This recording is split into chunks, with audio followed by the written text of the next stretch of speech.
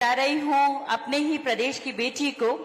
जो एमपी भी हैं। यहाँ पे बहुत सारी ऐसी बेटियां हैं जिन्हें मान सम्मान देने की जरूरत है। मैं बहुत खुश नसीब हूं कि यहाँ पे डिप्टी कमिश्नर महिला हैं मनप्रीत कौर जी, और यहाँ पर एसपी भी महिला हैं आस्था मोदी जी, और यहाँ अब हमारे बीच में जो बोलने के लिए आ रही हैं वे भी एक ऐसी महिला है, सशक्त महिला है जिनका नाम किसी परिचय का मोहताज नहीं। एमपी हैं सुनीता दुग्गल जी। मुझे नहीं पता, माननीय मुख्यमंत्री महोदय से मैं कभी कभी डर जाती हूँ, कम बात करती हूँ, नहीं तो आपके लिए दो पंक्तियां जरूर कहती, पर फिर भी कहूंगी क्योंकि वो बिजी हैं कि पसीने की स्याही से जो लिखते हैं मुकद्दर अपना, पसीने की स्याही से जो लिखते हैं मुकद्दर अपना, उनकी तकदीर के सफे कभी कोरे नहीं होते, उनकी तकदीर के सफे कभी कोरे नहीं होते। जोरदार तालियों से अभिनंदन करें माननीय सांसद महोदया का। आइए ना।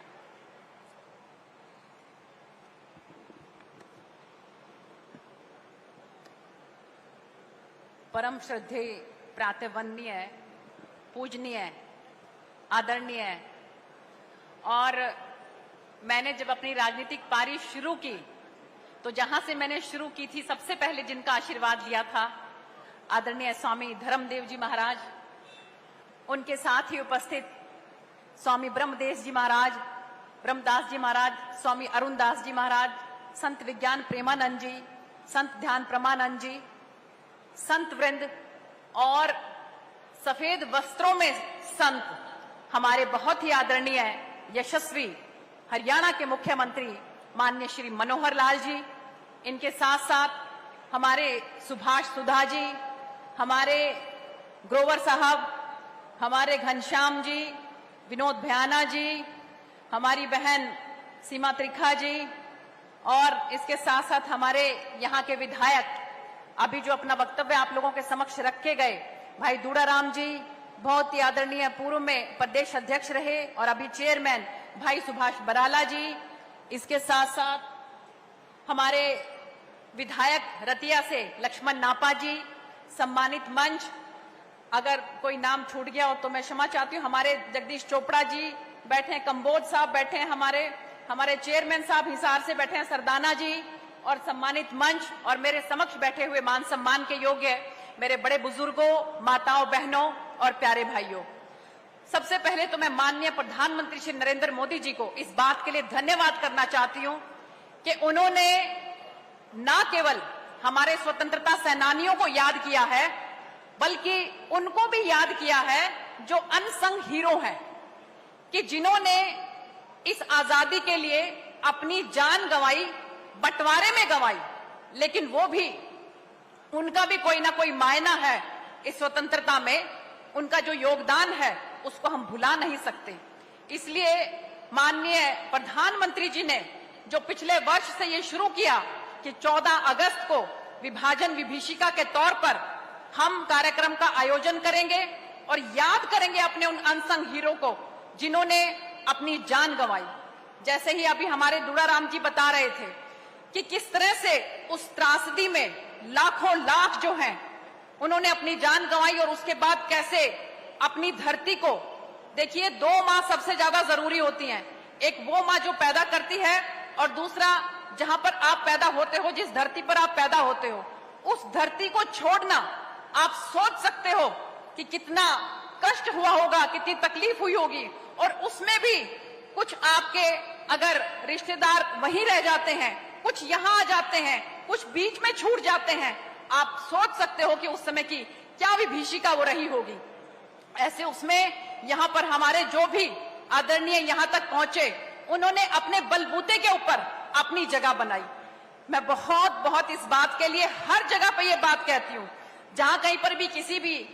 समाज का कोई कार्यक्रम होता है तो मैं ये बात हमेशा कहती हूँ कि अगर आपको किसी समाज से सीखना है तो वो पंजाबी समाज है जिससे आप सीख सकते हो,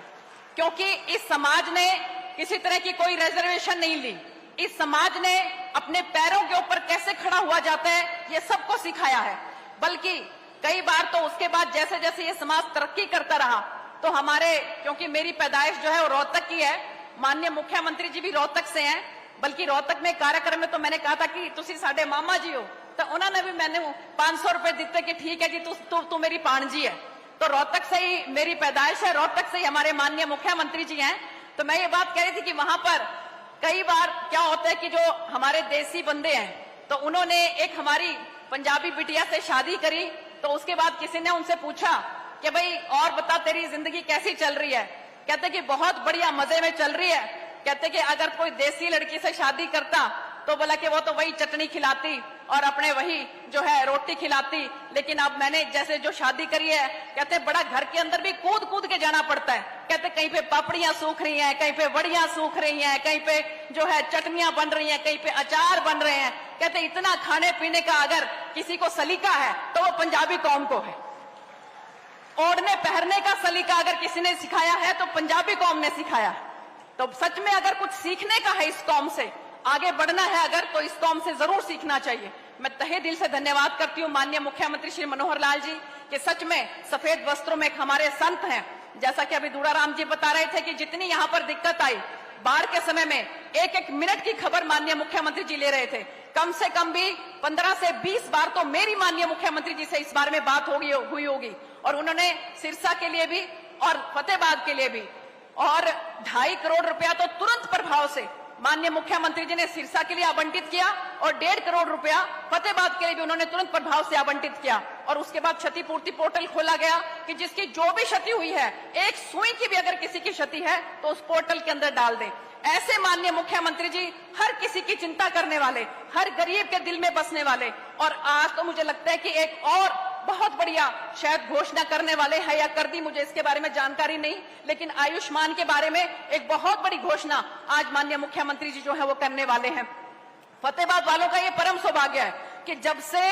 हमारा हरियाणा बना है, शायद 15 अगस्त का स्वतंत्रता दिवस पे कोई पहली बार कोई मुख्यमंत्री जो है वो फतेहाबाद की धरती पर आया है। तो हमारी जोरदार तालियां एक बार माननीय मुख्यमंत्री जी के लिए, क्योंकि जैसा दूराराम जी ने बताया कि चाहे हम मेडिकल कॉलेज की बात करें, चाहे हम गवर्नमेंट कॉलेज की बात करें, बहुत सौगात जो है हमारे फतेहाबाद को माननीय मुख्यमंत्री जी ने दी है। मैं तो मुख्यमंत्री जी को सिर्फ एक ही बात कहना चाहती हूँ, मुख्यमंत्री जी 2 महीने में 3 महीने में अब वैसे चक्कर एक लगाते रहा करो, मेरी लोकसभा का सारी साफ सफाई हो जाती है, बहुत बढ़िया इलाका हो जाता है एकदम से। तो मैं आपसे यही आग्रह करूंगी कि 2 महीने में 3 महीने में कभी सिरसा, कभी नरवाना, कभी फतेहाबाद, आप मेरे इलाके का ऐसे चक्कर लगाते रहोगे तो मेरा इलाका बहुत आगे बढ़ जाएगा। ये सिरसा लोकसभा, खासकर फतेहाबाद वाले लोगों की अगर मैं बात करूं तो मैं आप लोगों का एहसान जिंदगी भर नहीं भूल सकती। तहे दिल से मैं आप लोगों का धन्यवाद करती हूं कि जिस तरह से 78,000 के मार्जिन से आप लोगों ने मुझे जिताकर बड़ी पंचायत के अंदर भेजा, और इसी तरह से मेरी कोशिश रहती है कि संसद के अंदर आप लोगों की आवाज को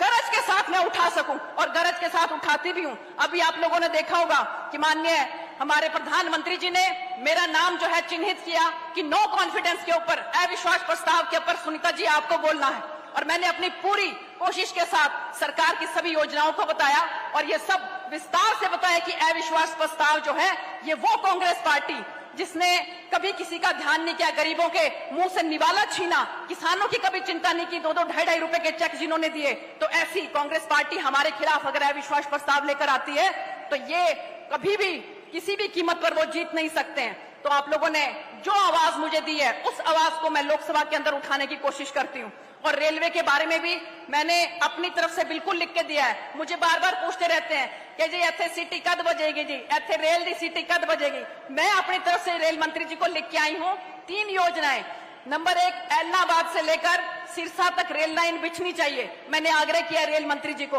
नंबर 2, उकलाना से लेकर नरवाना तक रेल लाइन बिछनी चाहिए। नंबर 3, हिसार से लेकर अग्रोहा होते फतेहाबाद तक रेल की लाइन बिछनी चाहिए। मैंने अपनी तरफ से पूरी कोशिश की और आगे भी करती रहूंगी। आप लोगों का प्यार इसी तरह से बना रहे। इन्हीं शब्दों के साथ आपका बहुत बहुत धन्यवाद। जय हिंद, जय भारत माता, जय पंचनद। बहुत बहुत धन्यवाद।